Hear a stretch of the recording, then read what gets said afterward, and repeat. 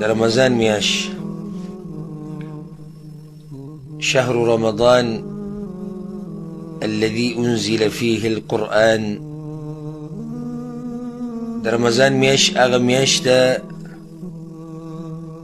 چې رب العزت پای کې قرآن کریم نازل کړی دی، د برکتونو میاشت، او د هغې په باره کې دا هم ویلي دي چې ایام معدودات، یو څو د شمار ورځې دي، الله ته واپس شه، د منځونو اهتمام شروع که، دغه شان د صدقاتو، د خیرات او د زکات ورکولو اهتمام، دعاګانې، اذکار، خصوصا د ټولو مسلمانانو دپاره دعا چې موږ د ګناهونو ګوډي یو، ګوډي د ګناهونو نه ډک یو، او زموږ په اعمالو کې دومره کوتاهي.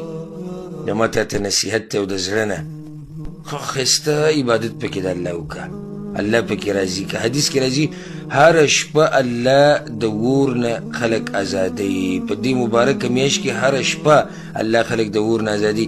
کوشش وکړه په الله باندې ځان ازاد کړه د اور نه. د جنت دروازې کولاوي دي چې په دې کې یو سړی جنت ته داخل نشو او د جنت حقدار نشو، دا ډېر بدبخته دی. د جهنم دروازې بندې دي، او چې یو سړی په دې ورځو کې د جهنم حقدار شي، دا ډېر بدبخته دی. کوشش وکړه، محنت وکړه، څومره عبادات چې د الله کولی شي ویې کوي، د قرآن سره ژوند تېر کوي. دا میاشت خپله اخرني میاشت وګڼئ چې لکه دا زموږ په ژوند کې اخرنۍ میاشت او اخرنۍ رمضان دی چې موږ دا روجې نیسو. که داسې ما او تا سوچ وکړو که نه، نو ما او تا به د راتلونکې ورځې ډېرې ښه تېرې کړو، ډېر ښه عبادات به وکړو.